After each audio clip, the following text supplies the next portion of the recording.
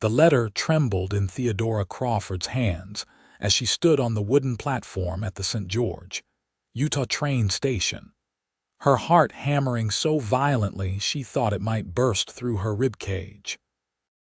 Behind her, the locomotive hissed and groaned like some terrible beast, and somewhere in the distance came a sound that made her blood run cold, the thunder of hooves against hard, packed earth.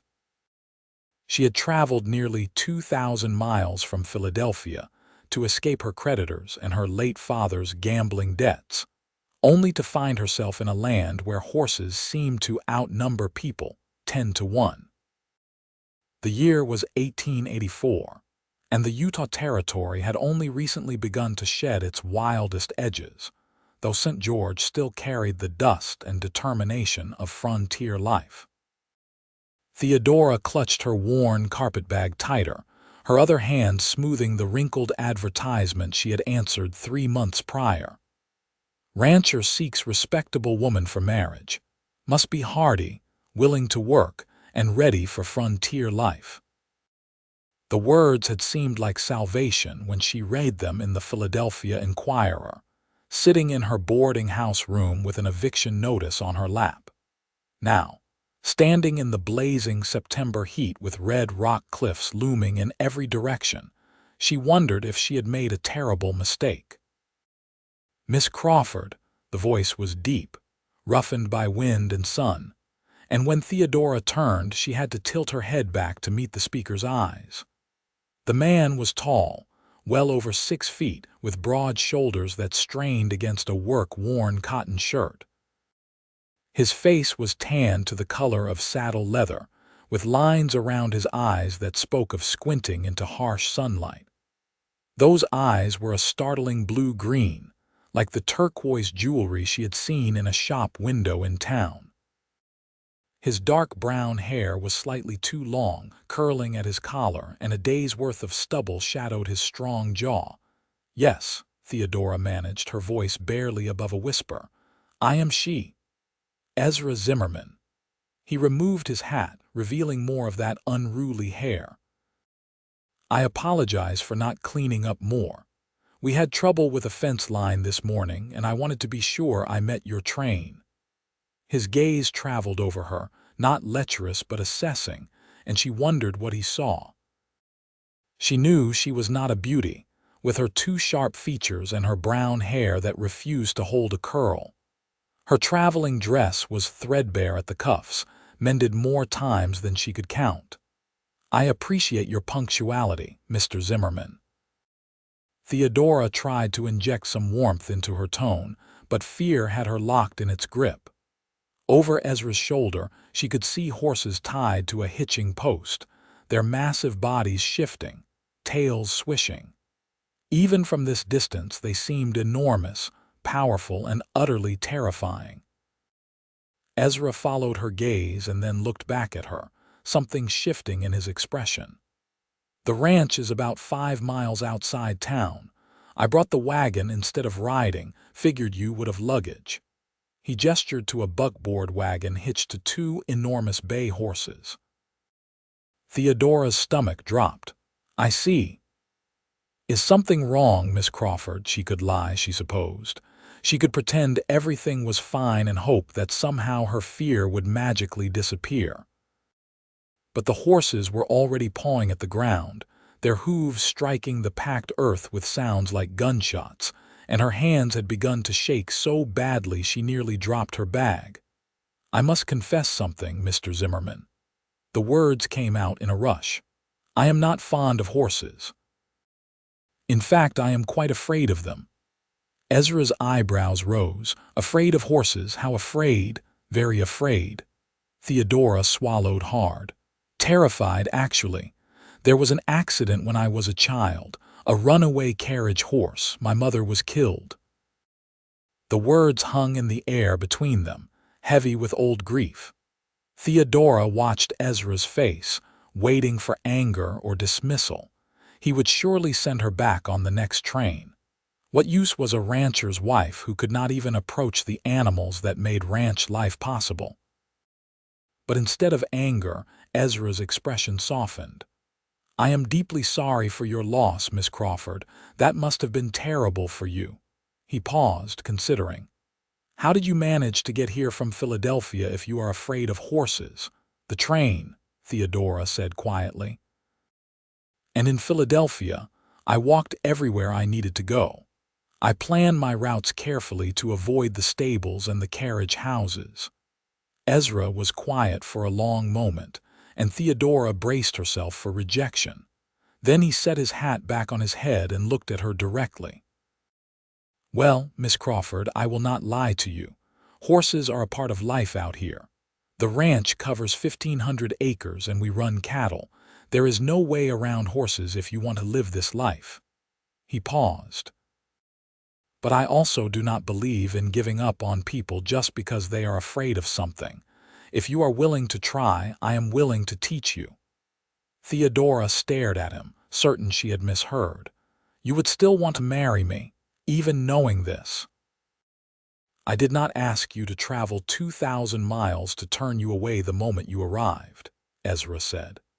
"We both answered that advertisement knowing we were taking a chance. You took a chance on a stranger who might have been anyone.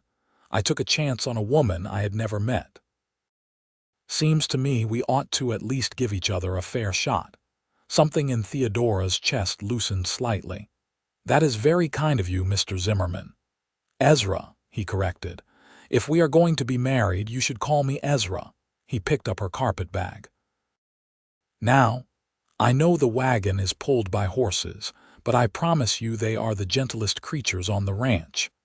Bess and Molly have been working together for 8 years, and they are as steady as stone. Would you be willing to try riding in the wagon? I will sit right beside you, and I give you my word, nothing will happen to you." Theodora looked at the wagon, at the 2 massive horses in their traces. Every instinct screamed at her to refuse, to demand he find some other way to transport her. But she had not come all this way to fail before she even began. She had answered that advertisement because she had no other choice, because her father's creditors had left her with nothing, because the alternative was destitution or worse. She could not afford to be a coward now. "I will try," she whispered. Ezra's face broke into a smile that transformed his features, making him look younger, less weathered. "That is all I ask, Theodora. That is all I ask." The walk to the wagon felt like a mile, though it could not have been more than 50 feet. Theodora's legs trembled with each step, and when they finally reached the buckboard, she stood frozen, staring up at the high seat. The horses were so close now, close enough that she could smell them, a warm, grassy scent mixed with leather and dust. They towered over her, their heads bobbing slightly, and one of them, Bess or Molly, she could not tell which, turned to look at her with one enormous brown eye. "Easy now," Ezra murmured, though Theodora was not sure if he was speaking to her or the horses. He set her bag in the wagon bed and then moved to stand between her and the animals. "Theodora, look at me." She dragged her gaze from the horses to his face. "You are safe," he said firmly. "These horses have never spooked, never bolted. They are work horses, bred for steadiness and temperament. I would not put you in danger, I promise you that." Theodora nodded, though she could not quite make herself believe him, but she let him help her up onto the wagon seat, his hands strong and steady on her waist as he lifted her. The seat was higher than she expected, and from this vantage point she had a clear view of the horses' massive backs and rumps. Her breathing came faster, shallower. Ezra climbed up beside her and gathered the reins. "You can hold onto my arm if you need to," he said quietly. "No shame in it." The moment the wagon lurched into motion, Theodora grabbed his arm with both hands, her fingers digging into the solid muscle beneath his sleeve. To his credit, Ezra did not complain or try to shake her off. He simply kept the horses to a steady walk, pointing out landmarks as they left the town behind. "That is Brother Carson's farm," he said, indicating a small homestead with neat rows of crops. He grows mostly alfalfa and some vegetables. Good man. His wife makes excellent bread, and she has already said she looks forward to meeting you. He glanced at Theodora. The community here is small but tight-knit. Folks look after each other. You will find friends here, I think. Theodora tried to focus on his words rather than the swaying motion of the wagon or the rhythmic thunder of hooves. How long have you been here, Mr. Zimmerman? I mean Ezra. I came out to Utah Territory in 1878, he said. I was 20 then, fresh from Colorado and looking to start my own place. The land here was cheap and the climate is good for cattle. I built the house myself, one room at a time. It is not fancy, but it is solid. You have been alone all this time. The question was out before Theodora could stop it, but Ezra did not seem offended. I had help getting started. My father and brother came out for a few months to help me build the house and the barn. But yes, mostly alone. I hired a few hands during roundup and branding season, but day to day it has just been me. He paused. It gets lonely. I will not lie about that. A man can talk to cattle and horses all he wants, but they do not talk back much. Despite her terror, Theodora felt a small smile tug at her lips. No, I suppose they do not. What about you? Ezra asked. Your letter said your father had passed, but what about other family? The smile faded. My mother died when I was 7, the horse accident I mentioned. After that, it was just my father and me. He was a clerk at a shipping company, and we had a small apartment in a respectable neighborhood. He was a good father, or I thought he was. The bitterness crept into her voice unbidden. It was not until after he died last spring that I learned about the gambling debts. He owed money to half the merchants in Philadelphia and to some much less savory characters. They came for everything, the furniture, his clothes, even my mother's jewelry.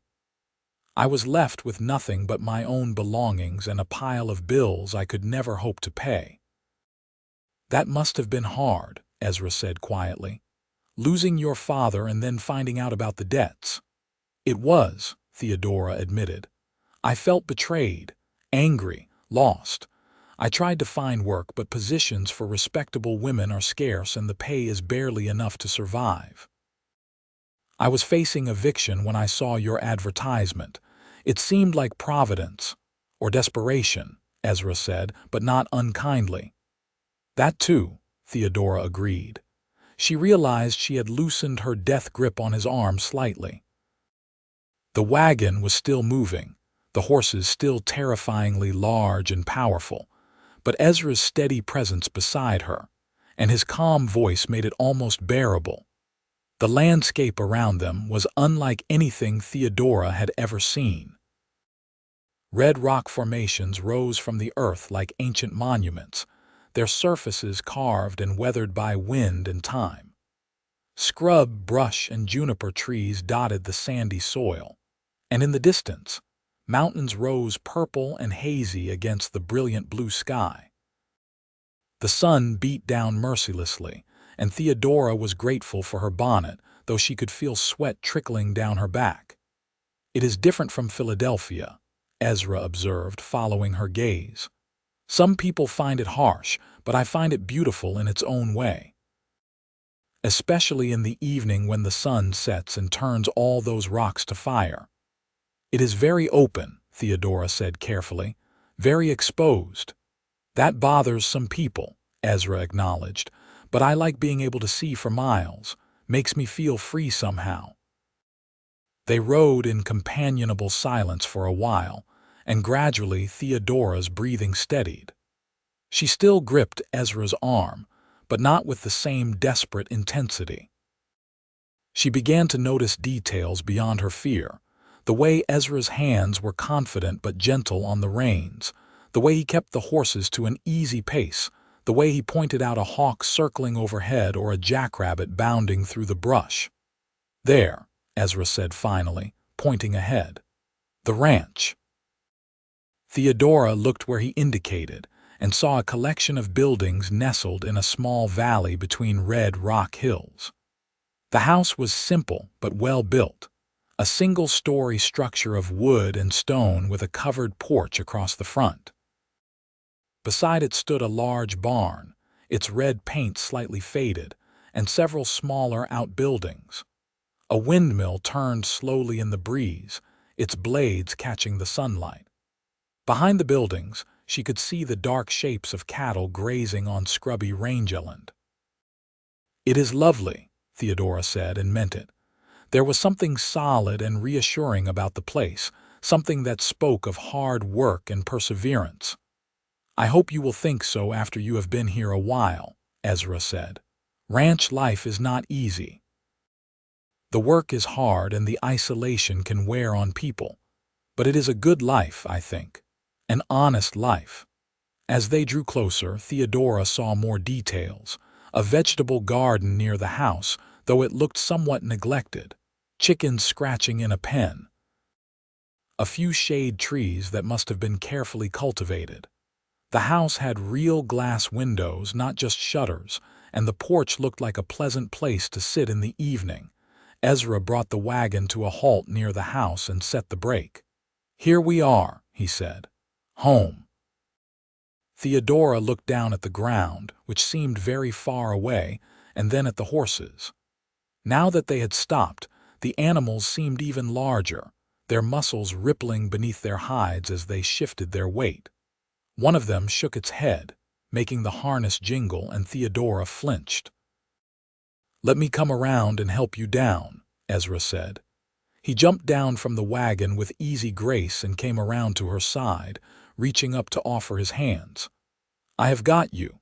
Just slide forward and I will catch you." Theodora's heart hammered again, but she forced herself to move, sliding toward the edge of the seat. Ezra's hands closed around her waist, strong and sure, and then she was being lifted down, her feet touching solid ground. For a moment they stood very close, close enough that she could see the gold flecks in his blue-green eyes, close enough to catch the scent of sun-warmed cotton and something earthy and masculine. "There," he said softly. "Not so bad, was it?" "It was terrifying," Theodora said honestly, but she managed a shaky smile. "But I survived." "You did," Ezra agreed, "and that took courage." He released her and stepped back, putting a respectable distance between them. "Let me show you the house, and then I will need to tend to Bess and Molly. They need to be unhitched and watered and fed." The mention of tending to the horses made Theodora realize something. "You do this every day, multiple times a day." "Every day," Ezra confirmed. "Horses require a lot of care. Feeding, watering, grooming, checking their hooves, cleaning their stalls. It is part of life here." Theodora felt a wave of despair wash over her. How could she possibly live this life if she could not even bring herself to approach a horse? Ezra must have seen something in her face because he said gently, "One step at a time, Theodora. You do not have to do everything at once. You just rode in a wagon for 5 miles, and that was a good first step. Tomorrow we will take another step and then another. Eventually, you will find it is not so frightening anymore."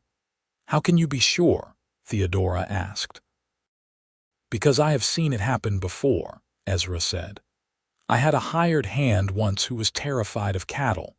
Big animals, you know, and some of the bulls can be aggressive. But he needed the work, so he stuck with it. I taught him how to read the animal's body language, how to move around them safely. By the end of the season, he was one of my best hands," he smiled. "If he could learn to work with half-ton bulls, you can learn to be comfortable around horses." Theodora wanted to believe him, wanted to trust that her fear was not an insurmountable obstacle. "I will try," she said again, because it seemed to be the only promise she could make. "That is all I ask," Ezra said again. He picked up her carpetbag and gestured toward the house. "Come on, I will show you around." The interior of the house was simple but clean, much cleaner than Theodora had expected for a bachelor's home. The main room served as kitchen, dining area, and sitting room all in one, with a large stone fireplace dominating one wall. A sturdy wooden table with 4 chairs sat near the kitchen area, which was equipped with a good iron stove, shelves for dishes and supplies, and a deep sink with a hand pump. The furniture was simple but well made. A rocking chair near the fireplace, a small desk in one corner, a bookshelf with a surprising number of books. "I added a bedroom 2 years ago," Ezra said, opening a door off the main room. "Figured if I was going to look for a wife, I ought to have a proper bedroom instead of just sleeping by the fire." The room held a large bed with a simple quilt, a wardrobe, a washstand with a basin and pitcher, and a window that looked out toward the mountains. "It is very nice," Theodora said, and meant it. The house was far simpler than the apartment she had shared with her father in Philadelphia, but it was solidly built and well maintained. She could see places where she might add her own touches, curtains for the windows, perhaps some colorful rag rugs, flowers from the garden. "The necessary is out back, and there is a bathhouse next to it," Ezra continued. "I rigged up a system to heat water so you can have a proper bath. There is a well with good water, and the spring never runs dry, even in the worst droughts." He set her carpet bag on the bed. "I will understand if you want to wait a bit before we get married. We can find someone in town who will take you in for a while, give you time to decide if this life is really what you want." Theodora turned to look at him, this stranger who had shown her more kindness in the past hour than she had received from anyone in months. "That is generous of you, Ezra. But I came here to marry you, and I meant it. I do not want to wait, even though you are afraid," he asked quietly. "Especially because I am afraid," Theodora said. "I have spent the last 4 months being afraid of everything. Afraid of my creditors, afraid of ending up on the street, afraid I would never find a way out of the hole my father left me in. I am tired of letting fear make my decisions for me." She straightened her shoulders. "Yes, I am terrified of horses. Yes, I do not know anything about ranch life. But I am not stupid, and I am willing to learn, and I hope that counts for something." A slow smile spread across Ezra's face. "It counts for a great deal, Theodora, a very great deal." He paused. "The reverend in town can marry us tomorrow if you like. Or we can wait a few days if you want more time." "Tomorrow," Theodora said firmly. "Why wait? Tomorrow it is then," Ezra agreed. He moved toward the door. "I should go tend to the horses. You can freshen up if you like, and then maybe you could start something for supper. There are potatoes in the cellar and some dried beef, eggs from the chickens, flour and such in the pantry. Nothing fancy, but we will not go hungry." After he left, Theodora stood in the quiet house and let out a long, shaky breath. She was really here in Utah territory, about to marry a man she had just met, in a place where horses were as common as air. The enormity of it threatened to overwhelm her, but she pushed the feeling aside. She had made her choice, and there was no going back now. She unpacked her few belongings, hanging her dresses in the wardrobe and setting her mother's silver-backed hairbrush on the washstand. Then she went to explore the kitchen, finding it surprisingly well-stocked. Ezra clearly knew how to cook for himself, but the meals had probably been simple and utilitarian. She could help with that at least. Cooking was something she knew how to do. By the time Ezra returned from the barn, Theodora had eggs frying in a skillet, biscuits in the oven, and coffee boiling on the stove. She had found some preserved peaches in the cellar and set them on the table in a bowl. It was not much, but it was better than dried beef and plain potatoes. "Something smells wonderful," Ezra said as he came through the door. He had washed up at the pump outside, his hair damp and his face clean of dust. "I have not had biscuits in months." They sat down to eat, and for a while the only sound was the clink of forks on plates. The meal was simple, but after a long day of travel, Theodora thought it tasted wonderful. She caught Ezra watching her a few times, his expression thoughtful, but he did not say anything, just continued eating. Finally, as they were finishing, Ezra said, "I have been thinking about how to approach teaching you about horses. I think we should start slow, very slow. Tomorrow, after we get married, I will introduce you to the gentlest horse on the ranch. Her name is Daisy, and she is getting old now, but she is sweet-tempered as they come. You will not have to ride her or even touch her at first. Just stand near her, get used to being around her." Theodora's stomach clenched at the thought, but she nodded. "All right, I can try that." "And I thought we might set some goals," Ezra continued. "Small ones at first.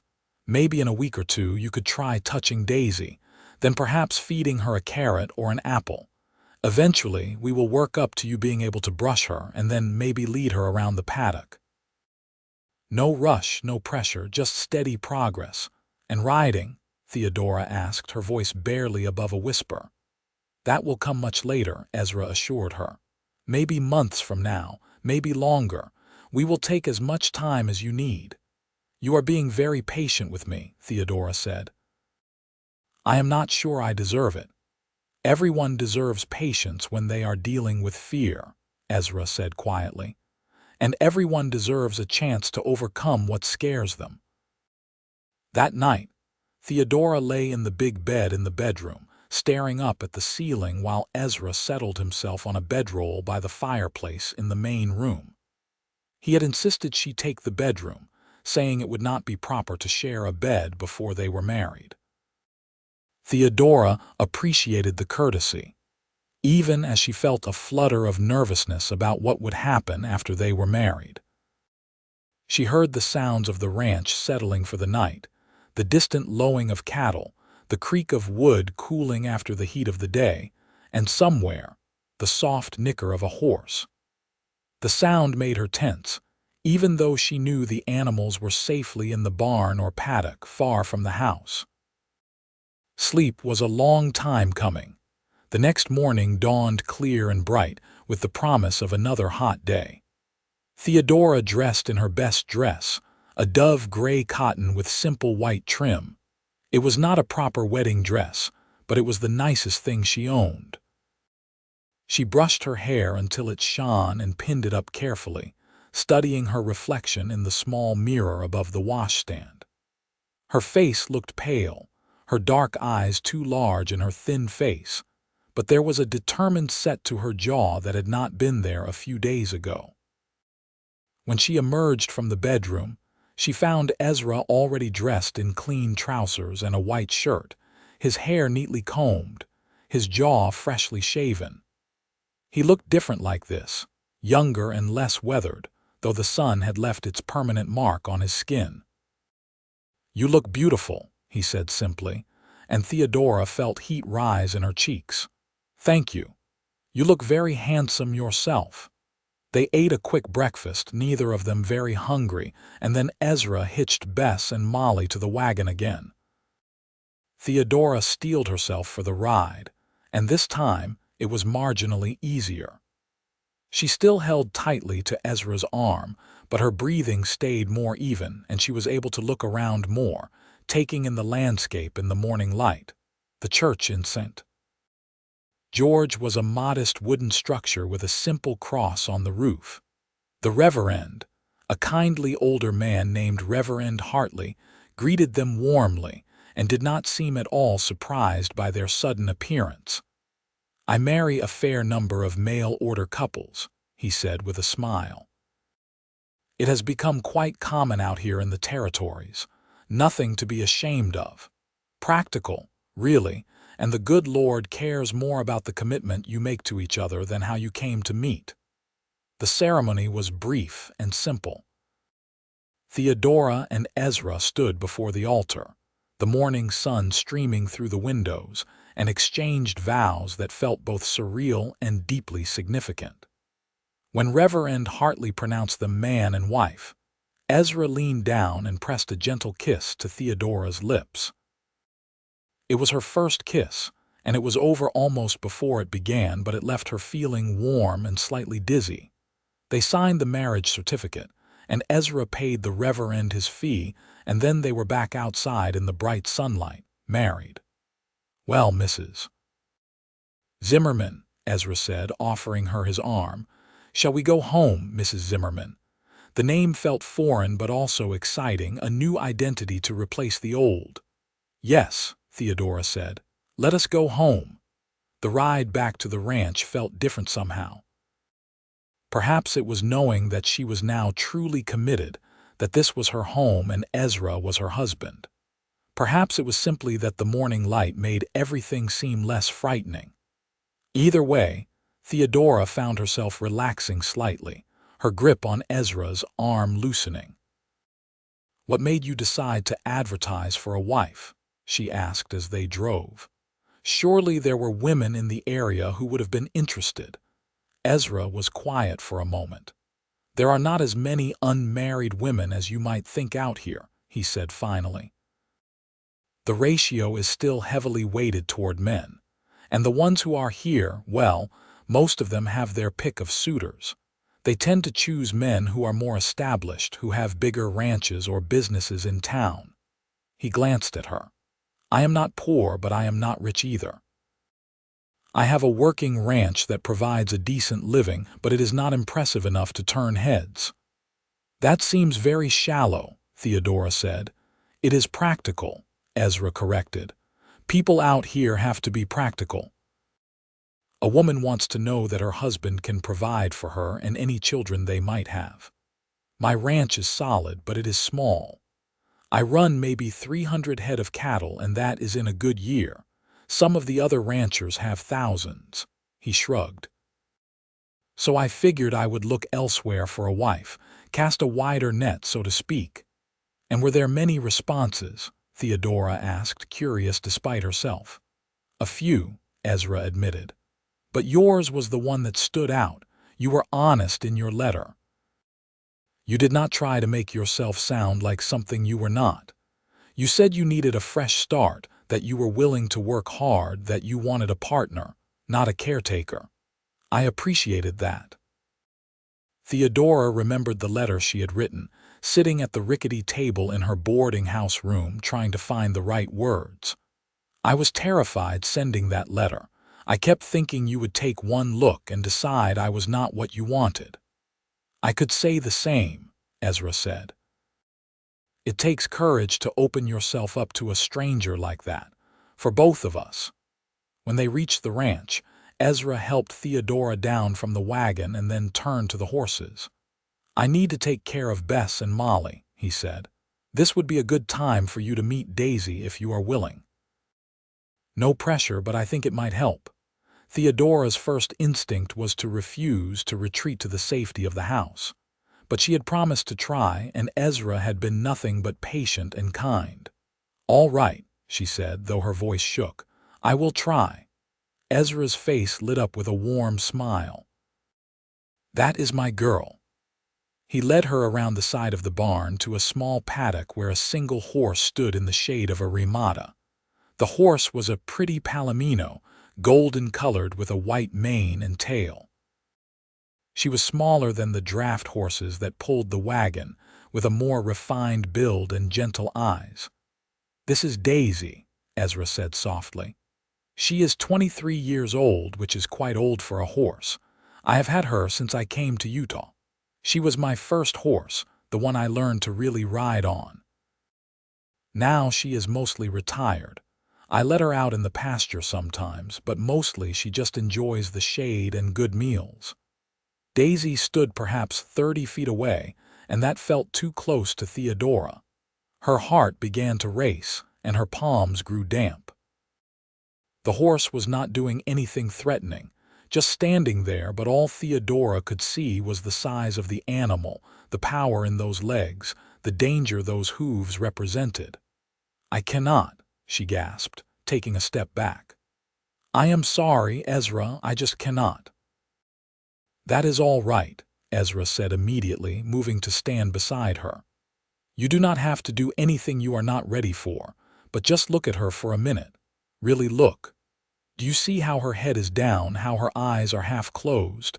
That is a relaxed, content horse. She is not scared or agitated. She is just standing there enjoying her day. Theodora forced herself to look, to really see the horse instead of her own fear. Daisy did look peaceful, almost sleepy. Her tail swished lazily at a fly and one of her back legs was cocked, resting. There was nothing aggressive or frightening in her posture. She is not like the horse that killed my mother, Theodora whispered. Is she? No, Ezra said gently. That horse was panicked, running wild in traffic. That is a very different situation from this. Daisy has been well trained and well treated her whole life. She trusts people and she has no reason to be afraid or aggressive. But horses are prey animals, Theodora said, remembering something she had read once. They spook easily. They can bolt without warning. They can, Ezra agreed. But a well-trained horse, handled by someone who knows what they are doing, is generally very safe. And I promise you, I know what I am doing. I have been working with horses for 20 years since I was a boy. I can read their body language, anticipate their reactions. I would never put you in danger. Theodora stood there for several more minutes, just looking at Daisy. The horse shifted slightly, turned her head to scratch an itch on her shoulder, then went back to her sleepy stance. So ordinary, so unthreatening. And yet Theodora's heart still hammered. I think that is enough for today, Ezra said. You did well, Theodora. You came out here, you looked at her. That is progress. It does not feel like progress, Theodora said, frustrated with herself. I did not even get within 20 feet of her. Progress is not always measured in distance, Ezra said. Sometimes it is measured in courage, and it took courage to come out here at all. Over the next week, Theodora settled into a routine. She woke early, made breakfast for herself and Ezra, and tended to the house while he went out to work with the cattle or repair fences, or handle one of the dozens of other tasks that kept a ranch running. She discovered the neglected vegetable garden and began working to restore it, pulling weeds and watering the struggling plants.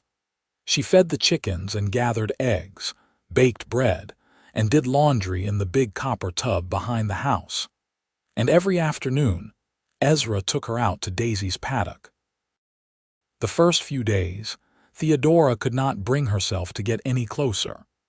She stood at the fence, watching the old mare while Ezra talked about horse behavior and temperament. He taught her to read the signs of a relaxed horse versus an alert or nervous one, pointed out how Daisy's ears would swivel to catch sounds, how her tail movements communicated her mood. Horses are incredibly expressive, he explained. You just have to learn their language. A horse with her ears flat back against her head is angry or afraid. A horse with her ears forward is curious or alert. Daisy's ears are usually relaxed, flopped to the side a bit. That means she is content. On the fourth day, Theodora managed to move a few steps closer. On the fifth day, she stood at the paddock fence with only 10 feet between her and Daisy. Her hands gripped the rough wood of the fence rail so tightly her knuckles turned white, but she stood there. You are doing so well, Ezra said softly. He stood beside her, close but not crowding, always ready to support but never pushing. I am proud of you. I am just standing here, Theodora protested. A child could do this. A child who had never been traumatized, maybe, Ezra said. But you are facing down years of fear, and that takes real strength. That night, as they lay in bed together, Ezra's arms around her, Theodora said quietly, "Thank you for being patient with me. I know this must be frustrating for you." "It is not frustrating," Ezra assured her. "Well, maybe a little frustrating that you are suffering, but not frustrating with you. I hate that you are afraid. I wish I could just take that fear away. But I understand it and I respect it, and I know you are working to overcome it." Theodora turned in his arms to face him. Their marriage had been tentative at first in the physical sense, both of them shy and uncertain. But Ezra was gentle and patient in this, as he was in everything else, and Theodora found that she enjoyed the closeness, the intimacy of lying in his arms in the darkness. "I want to be a good wife to you," she whispered. "I want to be helpful to pull my weight, but right now I feel like I am more of a burden than a help." "You are not a burden," Ezra said firmly. He pressed a kiss to her forehead. "You have already made this house feel more like a home. I come in at the end of the day to hot meals and clean clothes and someone to talk to. Do you know what a gift that is after 6 years of solitude?" He paused. "And you are working hard to overcome your fear. That matters. That matters a great deal." On the 8th day, Theodora touched a horse for the first time in 18 years. Ezra had brought a carrot from the kitchen, and he showed Theodora how to hold it flat on her palm so Daisy could take it without accidentally nipping her fingers. Then he led her into the paddock, and for the first time, Theodora was in the same space as a horse with no barrier between them. Her heart raced so fast she felt dizzy, and her breath came in short gasps. But Ezra kept hold of her hand, his presence solid and reassuring, and he called softly to Daisy. The old mare ambled over, her movements slow and careful. She was curious about the carrot, her nostrils flaring as she caught the scent. Ezra guided Theodora's shaking hand, holding it steady. "Just like that," he murmured. "Hold your hand flat. Let her come to you." Daisy's soft muzzle touched Theodora's palm, whiskers tickling, and then her lips were working to get the carrot, gentle and careful. The sensation was strange but not unpleasant. Up close, Theodora could see the individual hairs in Daisy's coat, could feel the warmth of her breath, could see the kindness in her large brown eyes. "She is so soft," Theodora whispered, amazed. "Her muzzle is one of the softest parts," Ezra said. "Like velvet." Daisy finished the carrot and stood there, clearly hoping for more treats. Without thinking, Theodora reached out with her other hand and touched the mare's neck. The coat was warm and smooth, the muscle beneath solid.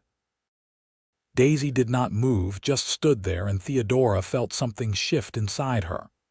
"I am touching a horse," she said, wonder in her voice. "I am actually touching a horse." "You are," Ezra said, and she could hear the smile in his voice. "And she likes you." They stood there for several more minutes, Theodora stroking Daisy's neck while Ezra looked on. Finally, Theodora stepped back and Ezra led her out of the paddock. Her legs felt weak, shaky with adrenaline, but she also felt something else, a sense of accomplishment she had not felt in a long time. "I did it," she said, turning to Ezra with a wide smile. "I really did it." Ezra pulled her into his arms and spun her around, laughing. "You absolutely did. I knew you could do it, Theodora, I knew it." That night they celebrated with a special dinner. The last of the preserved peaches over biscuits with cream from the cow Theodora had not yet met. And afterward, Ezra played the harmonica while Theodora washed the dishes, both of them filled with a quiet joy. The days turned into weeks and Theodora's confidence grew. She began spending more time with Daisy, learning to brush the mare's coat, to pick out her hooves under Ezra's careful supervision, to lead her around the paddock with a rope. It was not always easy. Some days, Theodora's fear would rear up unexpectedly, triggered by a sudden noise or a quick movement, and she would have to step away and breathe through the panic. But Ezra was always there, always patient, always encouraging. "Fear is not linear," he told her one afternoon when she was frustrated by a setback. "You are not going to just wake up one day and not be afraid anymore. It is going to come in waves, and sometimes you will take a step back before you can take 2 steps forward. That is normal. That is okay." In late October, when the desert air had finally started to cool and the leaves on the few cottonwood trees along the creek had turned gold, Ezra decided it was time for Theodora to try riding. "Not far," he assured her when she looked panicked. "Just in the paddock. And I will be leading Daisy the whole time. You will be completely safe, I promise." Theodora wanted to refuse. The thought of being on top of a horse, so high off the ground with nothing but the animal's willingness keeping her safe, terrified her. But she had come so far and she did not want to stop now. "All right," she said. "I will try." Ezra saddled Daisy with a western saddle, explaining each piece of tack as he worked. The saddle blanket to protect Daisy's back, the saddle itself with its high cantle and horn, the cinch that held it in place, the bridle with its gentle bit. Then he led Daisy to the paddock fence where Theodora could use the rails as a mounting block. "Put your left foot in the stirrup," Ezra instructed. "Then grab the saddle horn with your left hand and the back of the saddle with your right. Push off with your right foot and swing your leg over." It took Theodora 3 tries, her fear making her clumsy, but finally she found herself sitting in the saddle. The ground seemed impossibly far away, and she could feel every movement Daisy made, every shift of weight, every breath. She clutched the saddle horn with both hands, her knuckles white. "You are doing great," Ezra said. He stood at Daisy's head, one hand on the bridle. "Just sit there for a minute and get used to the feeling." Theodora tried to breathe, tried to relax the way Ezra had taught her. Slowly, she became aware of more than just her fear. She noticed the warmth of the horse beneath her, the creak of the leather saddle, the way Daisy stood patient and still as if she understood this was difficult. "Now I am going to lead her forward," Ezra said. "Just a few steps. Keep your heels down, sit up straight, and move with her rhythm." The first step Daisy took felt like an earthquake. Theodora gasped and grabbed the horn tighter, sure she was going to fall. But Ezra kept the horse moving slowly, and gradually Theodora began to feel the rhythm he had mentioned, the gentle rocking motion of the walk. They circled the paddock once, twice, 3 times. It was terrifying, but it was also exhilarating. Theodora was riding a horse. She was actually doing it. "How do you feel?" Ezra asked, looking up at her with a smile. "Scared," Theodora admitted. "But also, I feel powerful somehow. Like I am doing something I never thought I could do." "You are," Ezra said, "and you should be proud of yourself." After that day, riding became part of their routine. Ezra would saddle Daisy, and Theodora would ride around the paddock, first with Ezra leading, then later on her own while he watched from the fence. Some days were easier than others. Some days, Theodora could not even bring herself to mount. But more often than not, she pushed through her fear and climbed into the saddle. By November, Theodora could walk, trot, and even canter on Daisy within the safety of the paddock. Ezra began talking about taking her out on the range, maybe riding to check on the cattle or visit a neighbor. "I do not know if I am ready for that," Theodora said nervously. "The paddock is one thing, but out in the open, anything could happen." "We will start small," Ezra promised. "Maybe just ride to the creek and back, stay on our own land, work up to longer rides." But before they could attempt that, winter arrived in earnest, bringing cold winds and even a few dustings of snow. Riding lessons were postponed, and ranch life shifted to winter rhythms.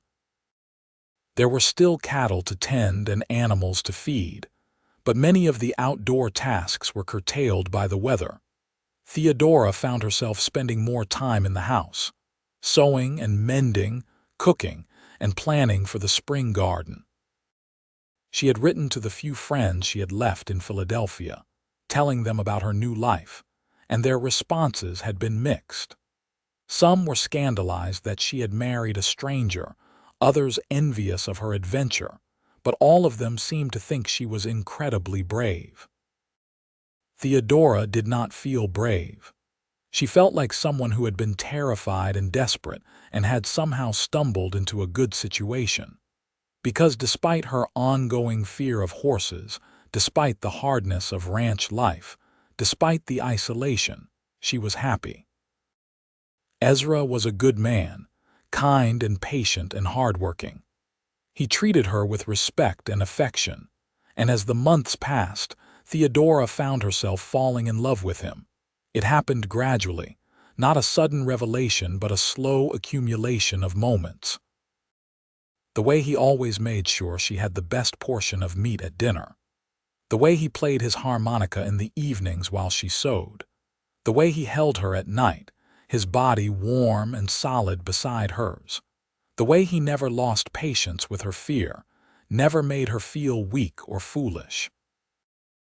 One night in early December, as they lay in bed with the wind howling outside, Theodora said, "Ezra, I need to tell you something." "What is it?" He sounded concerned, and Theodora hurried to reassure him. "Nothing bad, just I want you to know that I am glad I came here, glad I married you. When I first answered your advertisement, it was desperation. I had no other choice. But now I realize it was the best decision I ever made. You are a good man, Ezra Zimmerman, and I am lucky to be your wife." Ezra was quiet for a moment, and then he tightened his arms around her. "I am the lucky one, Theodora. You have brought so much light into my life. This house was just a place I slept before you came. Now it is a home. And watching you face your fear, seeing how brave you are, it makes me admire you more every day."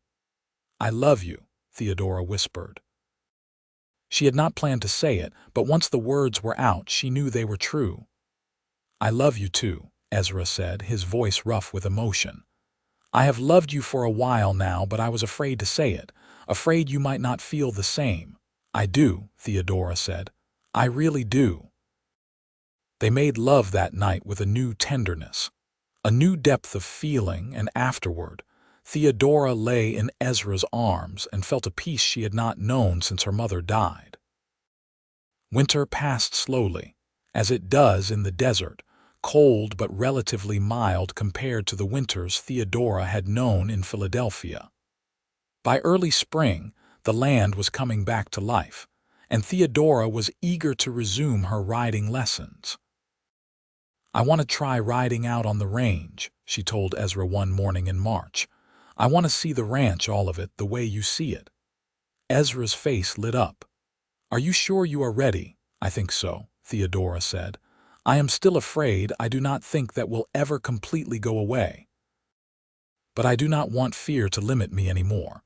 I want to be a full partner to you, and that means being able to ride." "You are already a full partner," Ezra said. "But I would love to show you the ranch." He paused. "We will take it slow. If at any point you want to turn back, we turn back. No questions asked." They set out on a mild morning in late March, Theodora on Daisy and Ezra on his big gelding, Ranger. The moment they rode out of the paddock and onto the open range, Theodora felt her fear spike.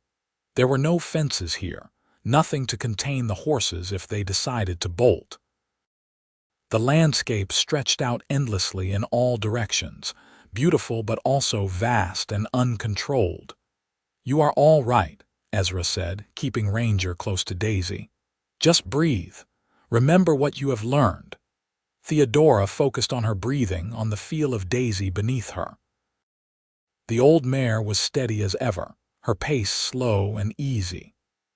Gradually, Theodora's panic receded, and she began to notice her surroundings. The desert was carpeted in wildflowers, purple verbena, yellow brittlebush, and red Indian paintbrush, creating a tapestry of color against the red rocks. The air smelled of sage and creosote, clean and sharp. A hawk circled overhead, riding the thermals, and in the distance, Theodora could see the dark shapes of cattle grazing. "It is beautiful," she breathed. "It is," Ezra agreed, "especially this time of year." He pointed to a line of cottonwoods in the distance. "That is the creek. It runs through the property, good water year-round, and those rocks there, see how they jut up. That is where I often find the cattle in summer. They like the shade." They rode for over an hour, Ezra pointing out landmarks and boundaries, showing Theodora the full scope of the ranch. By the time they turned back toward the house, Theodora's legs ached from gripping the saddle and her back was sore from the unaccustomed posture, but she felt triumphant.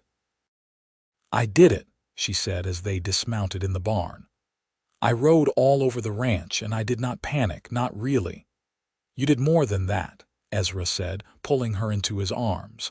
"You conquered something that has held you prisoner for most of your life. I am so damn proud of you, Theodora."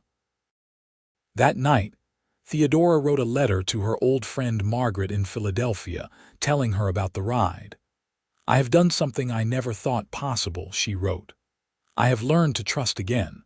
Not just trust horses, though that is part of it, but trust in general, trust in my own strength. Trust in a future that is not dictated by fear. And trust in love, real love, the kind I did not even know existed."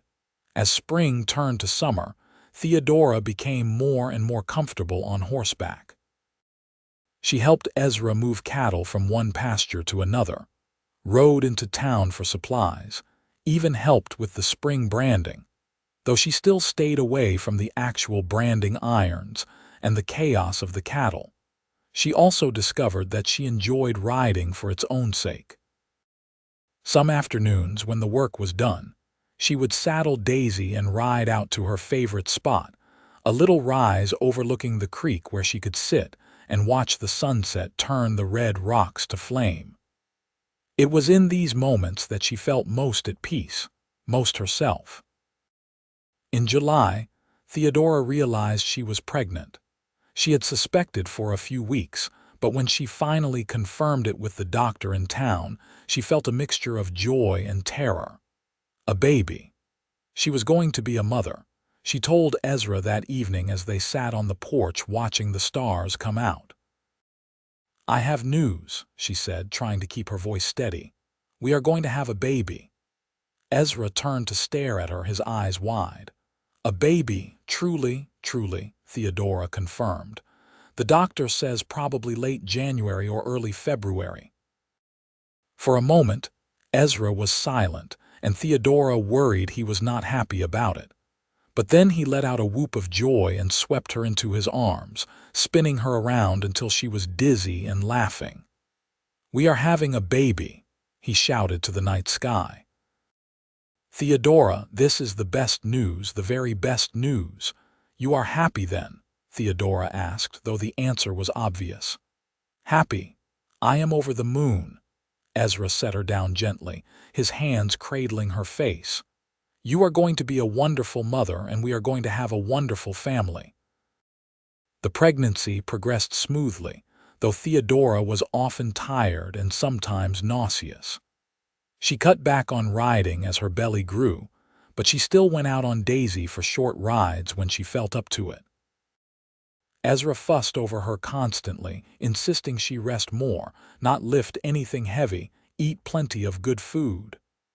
"I am pregnant, not made of glass," Theodora protested, though secretly she loved his attentiveness. "You are carrying our child," Ezra said.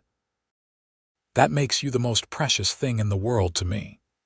In late January 1886, on a cold, clear night with a million stars overhead, Theodora went into labor. Ezra rode to fetch the midwife, a competent older woman named Mrs. Hutchins, and then spent the next 12 hours pacing and worrying while Theodora labored in the bedroom. When he finally heard the thin wail of a newborn, he burst into the room to find Theodora exhausted but smiling, holding a small bundle wrapped in a blanket. "A son," she said softly. "We have a son." Ezra approached slowly, almost reverently, and looked down at the tiny face. The baby had a shock of dark hair and was red-faced from crying, but to Ezra, he was the most beautiful thing he had ever seen. "Hello, little one," he whispered. "I am your father." They named him Edward James Zimmerman, and Theodora thought her heart might burst from the love she felt for this tiny person. Edward was a good baby, healthy and strong, and he seemed to take after his father, with Ezra's blue-green eyes and determined expression. The first year of Edward's life was exhausting but joyful. Theodora learned to balance caring for a baby with helping run the ranch, and Ezra proved to be a devoted father, always willing to walk the floor with Edward when he cried or change a diaper or give Theodora a break. On Edward's first birthday, they had a small celebration with a few neighbors. As Theodora watched Ezra hold their son, showing him the cake with its single candle, she thought about how much her life had changed in just over 2 years. She had come to Utah Territory a frightened, desperate woman, running from debts and afraid of her own shadow. Now she was a wife, a mother, and a rancher. She could ride a horse across open country, help manage a herd of cattle, and face challenges she never would have thought possible. "What are you thinking about?" Ezra asked, coming to stand beside her after they had blown out the candle for Edward. "Just how far I have come," Theodora said. "How different my life is now." "Good different or bad different?" Ezra asked, though his smile suggested he knew the answer. "The best different," Theodora said. She took his hand and squeezed it. "Thank you, Ezra. Thank you for being patient with me, for teaching me to trust, for loving me." "Thank you for taking a chance on a lonely rancher," Ezra said. "Thank you for being brave enough to face your fears. Thank you for giving me everything I ever wanted but did not dare to hope for." As the years passed, the Zimmerman ranch prospered. Ezra expanded the herd, added more land, and built a new barn. Theodora became known in the community as an accomplished rider and a skilled hand with cattle, though people who heard her story were always amazed that she had once been terrified of horses. In 1888, they had a daughter, Sarah Ann, who had her mother's dark hair and serious expression. In 1890, another son, Thomas, who was boisterous and full of mischief from the day he was born. The house that had once seemed too big for one lonely man was now full of laughter and noise and life. On a warm evening in May 1895, Theodora stood on the porch watching Ezra teach 8-year-old Edward to rope a fence post while 5-year-old Thomas and 7-year-old Sarah Ann cheered him on. She was pregnant again, just beginning to show, and she rested a hand on her belly, marveling at this life she had built. "Mama, come watch," Sarah Ann called. Edward almost got it. Theodora walked down the steps and joined her family in the yard. Ezra caught her eye and winked, and she smiled back at him, this man who had taught her so much more than how to ride a horse. He had taught her to trust again, to hope again, to believe that she deserved happiness and love.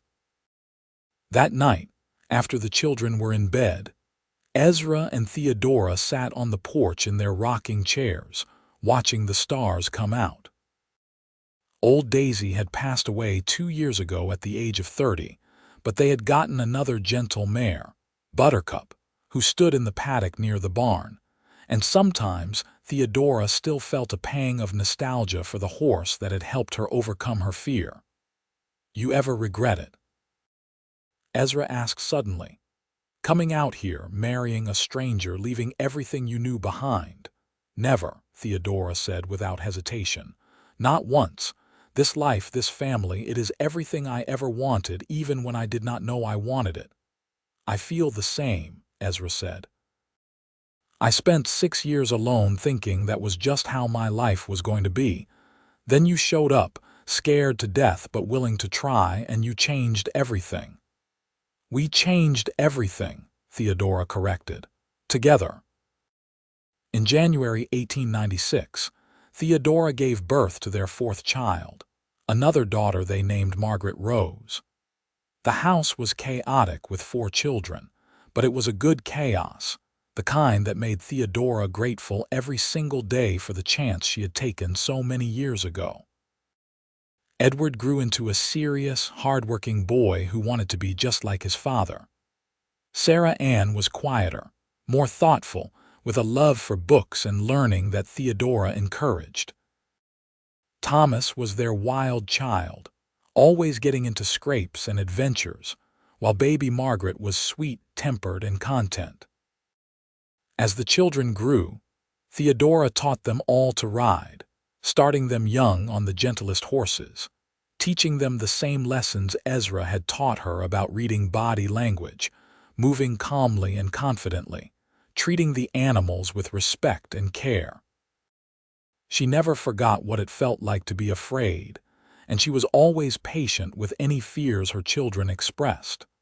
The ranch continued to prosper, and by the turn of the century, Ezra had established himself as one of the more successful ranchers in the area. He never became one of the cattle barons with thousands of head, but he had enough to provide comfortably for his family, and even hire a few permanent hands to help with the work. In 1903, when Theodora was 40 and Ezra was 45, they celebrated their 19th anniversary. The children had arranged a surprise party with help from the neighbors, and the house was full of people, food, and music. As Theodora watched Ezra dance with first Sarah Ann, then Margaret, his face creased with smile lines and his hair now streaked with silver, she thought about the letter she had written so long ago, the desperate plea of a woman with nowhere else to turn. She had asked for a fresh start, for a chance to prove herself useful. What she had received was so much more than that. She had received a partner, a family, a home, and most importantly, she had received the gift of her own strength. Ezra had not fixed her or rescued her, though he had certainly helped. Instead, he had shown her that she had the power to save herself, to face her deepest fears and come out stronger on the other side. Later that night, when the guests had gone home and the children were in bed, Ezra and Theodora walked out to the paddock where several horses dozed in the moonlight. Theodora leaned against the fence, and Ezra put his arm around her shoulders. "Do you remember the first time I brought you out here to meet Daisy?" he asked. "I remember being absolutely terrified," Theodora said with a laugh. "I could barely get within 30 feet of her." "But you kept trying," Ezra said. "That is what I remember most. No matter how scared you were, you kept trying." "I had a good teacher," Theodora said, leaning into his warmth. "You had courage," Ezra corrected. "I just provided the opportunity for you to discover it." They stood there for a while, comfortable in each other's presence, as only people who have shared decades of life together can be. One of the horses, a young gelding named Jack that Thomas was learning to ride, wandered over to the fence, and Theodora reached out to stroke his nose without hesitation. "Sometimes I still cannot believe I can do this," she said softly. "Touch a horse without being afraid." "You earned it," Ezra said. "Every bit of peace you feel now, you earned through hard work and bravery." As they walked back to the house, Theodora thought about all the years still ahead of them. They would see their children grow up, marry, have children of their own. They would face challenges and sorrows as well as joys. But they would face them together. The mail-order bride who had been afraid of horses and the rancher who had taught her to trust. Edward left home first in 1905 at age 19 to attend college in Salt Lake City, something neither Theodora nor Ezra had ever had the opportunity to do. They were immensely proud of him, though the house felt empty without his steady presence. He wrote home every week, long letters full of his studies and new experiences, and he always came home for holidays and summers to help on the ranch. Sarah Ann surprised everyone by announcing at age 17 that she wanted to become a teacher. She attended the normal school in Cedar City and graduated with honors, then took a position teaching in a small school near St. George. She boarded with a family during the week and came home on weekends, and Theodora loved hearing about her daughter's students and teaching adventures. Thomas, true to his wild nature, decided ranch life was too tame for him and went to work for the railroad at age 18. It worried Theodora sick, all those stories of railroad accidents and injuries, but Thomas thrived on the adventure and excitement. He sent home money regularly and visited when he could, always with wild stories about the places he had been. Little Margaret, who was not so little anymore, showed a talent for horses that surpassed even Ezra's. By age 13, she was training young horses to saddle, and neighbors began asking if she could work with their problem animals. Theodora watched her youngest daughter work with a fractious colt, patient and firm and completely unafraid, and marveled at how different Margaret's experience with horses was from her own. In 1908, Edward returned home with a wife, a lovely young woman named Grace who had grown up on a farm and was not at all intimidated by ranch life. They moved into a small house that Ezra had built on the property, and Edward became his father's full partner in running the ranch. The following year, Sarah Ann married a fellow teacher named Robert, and they set up house in St. George. Thomas met a woman while working on the railroad, a widow named Lily with 2 young children, and he settled down in Nevada, though he visited Utah regularly. In 1912, Margaret, at age 20, married a neighboring rancher's son named Daniel. They took over a piece of land that Ezra deeded to them as a wedding present and started their own small ranch. Theodora cried at the wedding, not from sadness but from joy and pride at the strong, capable woman her youngest daughter had become. As their children built their own lives, Ezra and Theodora found themselves entering a new phase of life. They were no longer young, both in their 50s now with grandchildren starting to arrive. But they were healthy and strong, still able to work the ranch, though Edward did most of the heavy lifting now. They developed new routines, taking long rides together in the cool of the morning, sitting on the porch in the evenings while Ezra played his harmonica and Theodora knitted blankets for their growing collection of grandchildren. They hosted family dinners every Sunday that the weather and work allowed, the house once again full of noise and laughter and life. On a crisp October morning in 1914, Theodora woke to find Ezra already up and dressed, standing at the window looking out at the sunrise. "You are up early," she said, joining him at the window. "Could not sleep," Ezra admitted.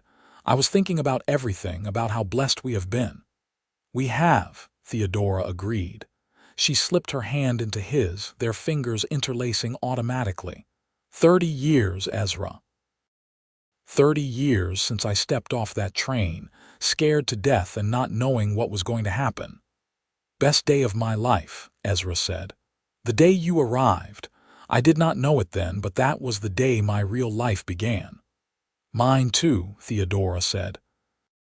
She leaned her head against his shoulder, watching the sun paint the sky in shades of pink and gold. "I was so broken when I came here, broken by grief and fear and disappointment, but you helped me heal. You showed me that I could be strong." "You were always strong," Ezra corrected gently. "You just needed someone to believe in you until you could believe in yourself." They stood there watching the sunrise, 2 people who had taken a chance on each other 3 decades earlier and built something beautiful from that leap of faith. Later that day, they rode out together to check on a section of fence line in the north pasture. Theodora rode Buttercup's daughter, a mare named Honey, while Ezra rode his favorite horse, a sturdy quarter horse named Duke. They rode side by side, comfortable and easy with each other and their mounts, and Theodora thought about how impossible this would have seemed to her younger self. "Remember when I could not even look at a horse without panicking," she said as they rode. "I remember," Ezra said. "I also remember thinking you were the bravest person I had ever met, Most people would have given up, would have decided it was impossible, but not you. You kept pushing, kept trying. I had a good reason to keep trying, Theodora said. I had you. They found the fence line in good repair and decided to ride a bit further, following the creek to their favorite spot, the rise where Theodora used to come alone to watch the sunset. Now they came together, dismounting and settling on the rocks, watching the water flow past and the cattle graze in the distance. What do you think our lives would have been like if we had never met? Theodora asked. If I had not seen your advertisement, or if you had chosen one of the other women who responded. I do not know, Ezra said, but I do not want to think about it. This is the life I want, the one we built together. Everything else is just speculation. I love you, Theodora said, the words as easy and natural as breathing. After all these years, I love you more now than I did on our wedding day. I love you too, Ezra said, pulling her close. More than I can ever say. As the sun began its descent toward the western horizon, they rode back to the ranch, where lights glowed in the windows and smoke rose from the chimney, where their son and daughter-in-law were preparing dinner, where their grandchildren would likely show up later for a visit. They rode home to the life they had built together, the family they had created, the love they had nurtured and grown over 3 decades. In the years that followed, Theodora and Ezra continued to work the ranch alongside Edward and Grace, though they gradually scaled back their involvement as age made the physical work more difficult. They devoted more time to their grandchildren, teaching them to ride and rope and work cattle, passing on the skills and values that had served them so well. Theodora also began writing down her story, starting with that terrified young woman on the train platform, and continuing through all the years of growth and change. She wanted her grandchildren and great-grandchildren to know that fear did not have to be permanent, that courage was not the absence of fear, but the decision to move forward despite it, that love and patience could overcome almost any obstacle. In 1925, Ezra and Theodora celebrated their 40th anniversary with a huge party attended by their children, grandchildren, neighbors, and friends. Theodora wore a new dress she had made herself, and Ezra wore a suit that he grumbled was too fancy for an old rancher. But they danced together anyway, slower now than they had in their youth, but no less devoted. As they swayed to the music, surrounded by the family they had created and the community they had joined, Theodora thought about the journey that had brought her here. She had traveled 2,000 miles to marry a stranger, had faced her deepest fear with nothing but determination and hope, had built a life that exceeded her wildest dreams. "Thank you," she whispered to Ezra as they danced. "Thank you for everything." "Thank you," Ezra replied.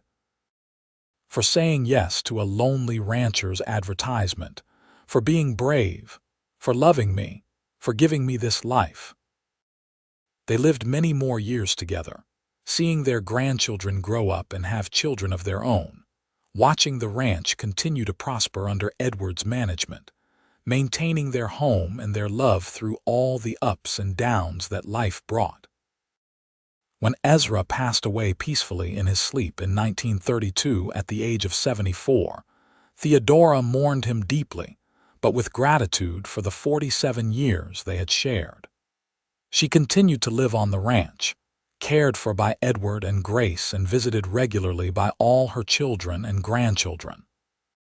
She spent her final years sitting on the porch in the rocking chair Ezra had made for her 50th birthday, watching horses graze in the paddock and cattle roam the range, telling stories to her great-grandchildren about the old days.